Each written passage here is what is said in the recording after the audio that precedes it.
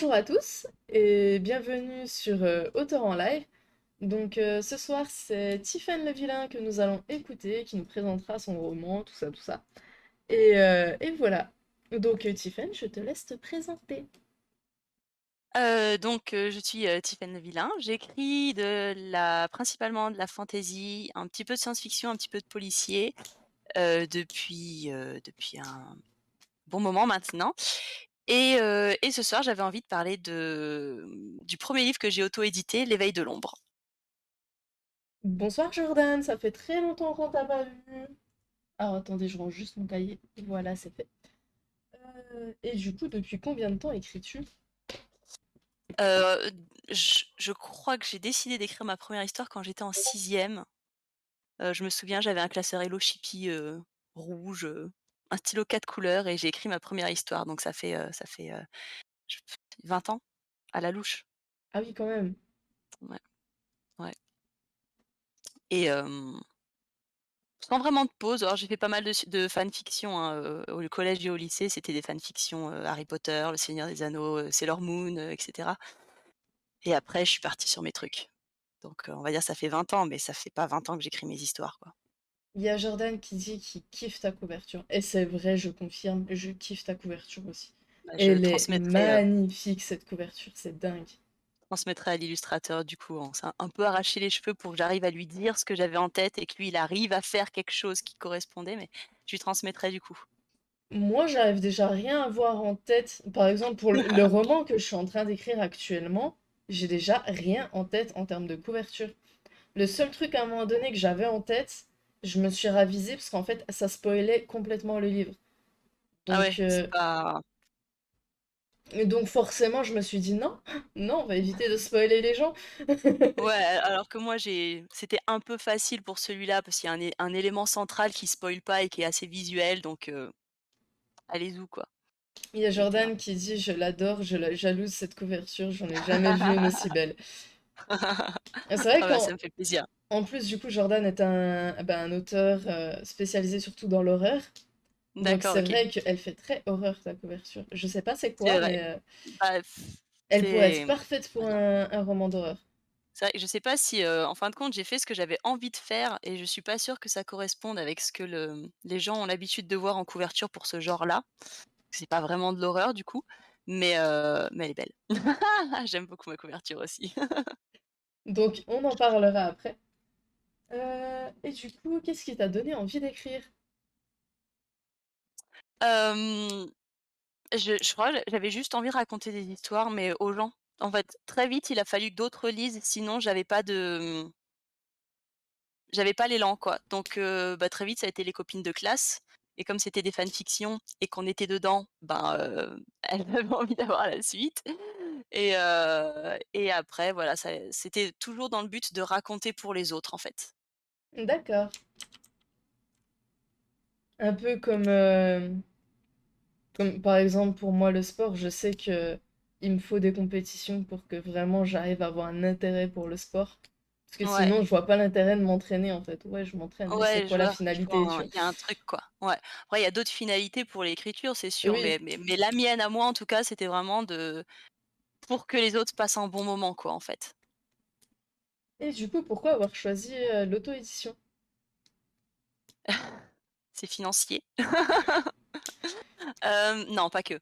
Mais, en grande partie parce que, bah, les contrats d'édition classiques, j'en avais déjà signé quelques-uns en petite maison d'édition et c'est vrai que les pourcentages vont pas chercher, très, très loin et j'avais vraiment, vraiment, vraiment envie d'en vivre pour ne faire que ça et donc du coup, j'ai tenté l'auto-édition, bilan, je n'en vis pas grâce à l'auto-édition, mais, j'ai adoré parce que du coup, le contrôle, choisir soi-même sa couverture, faire la com, je suis pas très douée mais j'aime le faire quand même. Hem et donc à la base, oui, c'était plus dans l'espoir d'en vivre plus vite et plus facilement, mais en fait, ça a été une belle découverte parce que le côté, tout choisir et tout décider, c'est assez agréable aussi au final. Donc je continue l'auto-édition en parallèle de tout le reste parce que c'est vraiment très chouette comme façon de gérer l'édition d'une histoire, quoi. Ok. Ah, attends. Et du coup, quel genre écris-tu le plus? Alors normalement normalement de la fantasy, mais un petit peu à toutes les sauces, j'aime bien mélanger avec, fantasy science-fiction, j'aime bien ce mélange-là, notamment fantasy policier, urban fantasy, normalement. C'est vrai que ça doit faire 1 an que j'écris presque que du policier pour une maison d'édition en particulier. La fantasy commence à me manquer. Je préfère la fantasy largement. Bonsoir Mézignège. Jordan, pour les pubs, faudra juste que je règle ça. Normalement, il y en a pas, mais il y a un réglage à faire, je m'en occuperai. Euh, Et du coup, je t'invite à nous présenter ton roman. Alors et du coup, L'éveil de l'ombre, alors c'est, bah, là, en l'occurrence, je vais présenter le tome 1, mais c'est une trilogie. Il y a un tome 2 avec une couverture qui pour reparler de la couverture, qui ressemble beaucoup, mais qui a beaucoup d'indices sur ce qui se passe dans le tome 2. On parlait de spoiler tout à l'heure, avec les couvertures, mais moi j'aime bien glisser des indices et donc L'éveil de l'ombre, c'est une trilogie. On est dans un monde, hem, où, il existe des démons.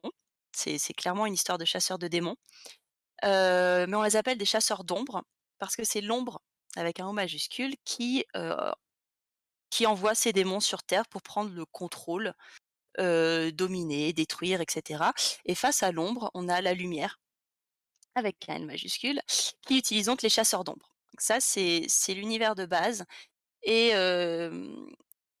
tout part un petit peu, de travers quand, une jeune fille qui n'a absolument rien à voir avec tout ça, trouve dans un coffre, pendant des fouilles archéologiques, un orbe noir, qui est donc sur la couverture et cet orbe noir va déclencher, une guerre, le retour vraiment de la guerre. Donc jusque-là, l'ombre et la lumière s'équilibraient un petit peu, mais là, ça redéclenche vraiment, la guerre totale parce que là, il y en a forcément un des 2 grâce à cet orbe noir qui va pouvoir prendre l'avantage définitivement.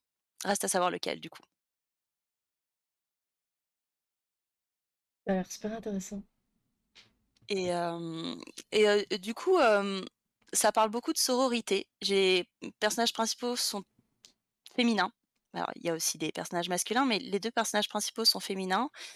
Et par la suite, dans les tomes 2 et 3, c'est aussi des femmes. Ça parle beaucoup de vraiment, c'est la sororité le thème principal, quoi. Parce qu'elles sont très différentes, donc il va falloir qu'elles arrivent à se comprendre, à s'entendre et cetera et cette guerre entre l'ombre et la lumière, est beaucoup, beaucoup moins manichéenne que ce qu'on pourrait, penser et voilà je pense que c'est ça qui jusque-là, ça plaît et je pense que ce qui plaît beaucoup, c'est justement le fait que, bah, ce soit pas si simple, quoi. C'est pas juste une guéguerre, voilà. Bonsoir Yui, bienvenue parmi nous. Enfin, bon retour parmi nous.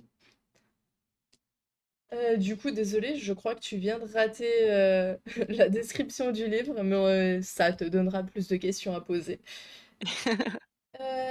Et du coup, Tiffany... coucou Ellie!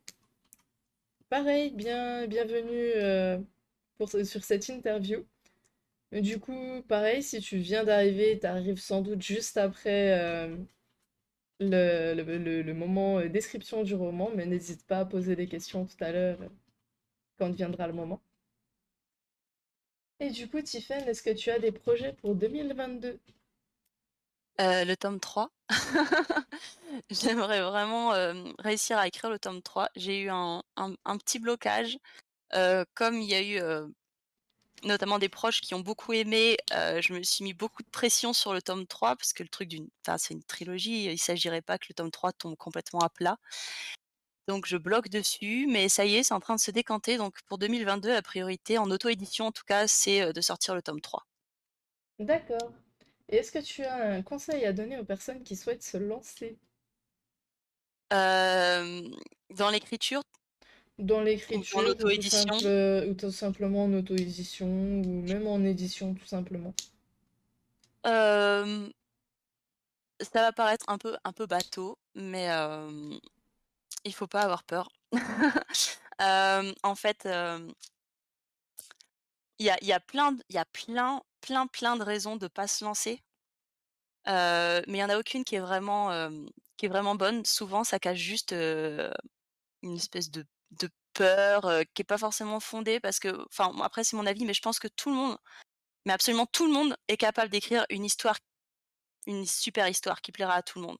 Enfin, qui plaira à des gens, qui touchera, les gens que ça doit toucher, en fait.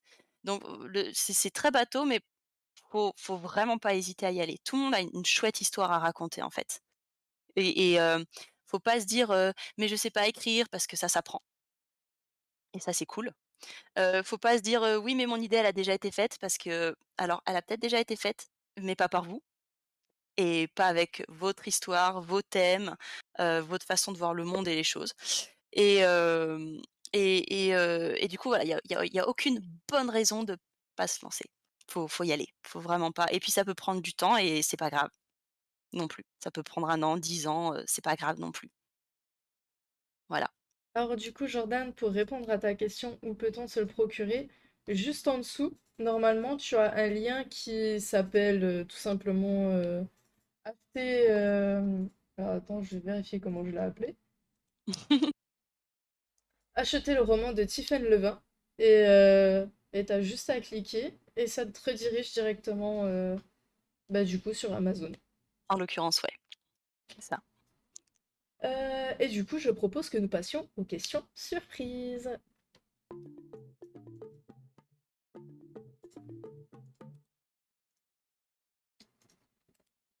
Alors, première question surprise. Ton métier de rêve quand tu étais jeune, c'était quoi? Alors, soit, océanologue, soit ça, écrivain. Donc du coup, bon, je suis pas océanologue, mais Mais tu es écrivain. je suis écrivain, donc ça va. Ça veut dire que tu as réalisé ton métier de rêve de quand tu étais enfant. Ouais, C'est du stylé. coup, oui. Moi, mon C'est, métier de rêve quand j'étais enfant, bon, il y en a eu beaucoup déjà. Mais c'était criminologue. Et autant te dire que du coup, ah je suis ouais. pas du tout dedans. J'en suis très C'est vrai que loin. c'est Et mmh. du coup, c'est rare enfin, je pense que ça doit être rare les personnes qui font le métier dont elles rêvaient quand elles étaient enfants. Je O pense que tu ouais, peux en être fière. c'était écrivain ou artiste, comme j'ai aussi une compagnie d'art de rue, ouais, ça a pas été facile, mais j'en suis arrivée à ça quand même, ouais. Et deuxième question, l'endroit où tu te sens le mieux. Hem, Chez moi. En fait, c'est bête, j'ai pas mal déménagé au cours des 10 dernières années. J'ai habité à plein d'endroits différents, mais à partir du moment où il y a, quelques objets, genre, j'ai un doudou, hein, mon doudou, ma couette, mon thé, ma tasse, mon ordinateur, c'est chez moi et du coup, voilà, je suis bien. Oh, le doudou. Oui. Je dis ça, bon, pas à l'heure actuelle, pas là dans mon appart actuellement, mais chez ma maman, j'ai un nombre de peluches, mais t'imagines Ah même bah, pas. oui, ouais. C'est mes doudous et, enfin, à l'heure actuelle, on peut dire que j'ai un doudou. C'est un coussin que je m'étais acheté à un concert à l'effigie d'un de mes chanteurs de K-pop préférés. Ouais, Et du coup, dès que je partais en compétition, dès que je partais en voyage, n'importe où, il suivait, ouais. il me suivait. Donc, on peut considérer que j'ai un doudou Un dou aussi. un doudou. Ta destination idéale pour partir en voyage? La Scandinavie, Norvège, Suède, Finlande, j'espère d'ailleurs réussir un jour, à faire un petit voyage là-bas. Le meilleur cadeau que tu aies reçu? Heu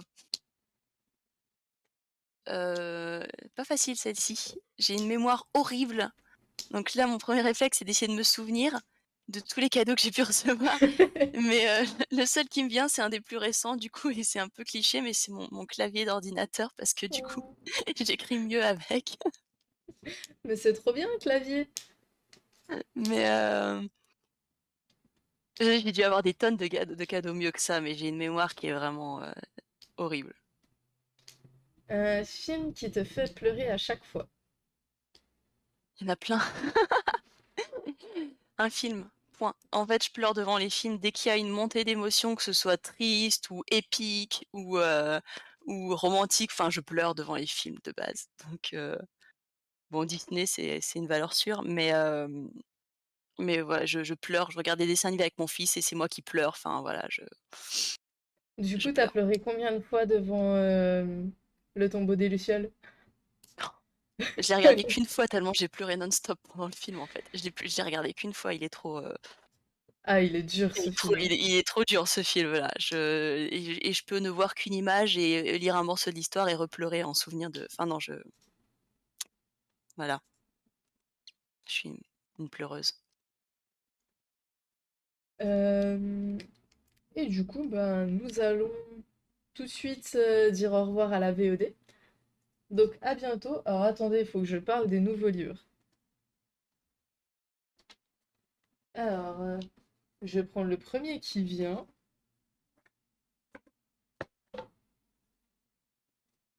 Ah, bon, bah, le premier qui vient, c'est le mien. Donc voilà, le prochain livre à gagner, c'est le mien. Donc je vais tout de suite après le live modifier le, le formulaire pour pouvoir le gagner et ce roman sera à gagner. Et je contacterai du coup les personnes gagnantes pour les précédents. Et voilà.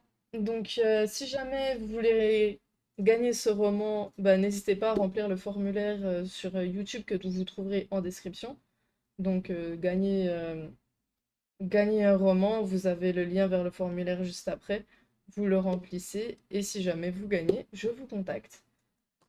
Euh, Si jamais l'histoire de ce roman vous plaît, vous tente et tout ça, vous pouvez l'acheter grâce au lien en description. Vous pouvez nous soutenir si vous aimez ce qu'on fait en aimant tout simplement la vidéo, en vous abonnant à notre chaîne YouTube, ça nous aide énormément. En commentant tout simplement, en disant, enfin, mettre un commentaire sous la vidéo, peu importe, même un first, ça me va. Et c'est vraiment ce qui nous aide, juste un commentaire pour le référencement. Et voilà, vous pouvez aussi venir directement le mardi et le mercredi à 21h sur Twitch, où vous pourrez participer directement au live. C'est pareil, ça peut nous aider aussi. Et tous les matins, nous avons des petites séances d'écriture où vous pouvez également venir si jamais vous écrivez. Voilà, à bientôt pour de prochaines vidéos. Bye bye! Au revoir.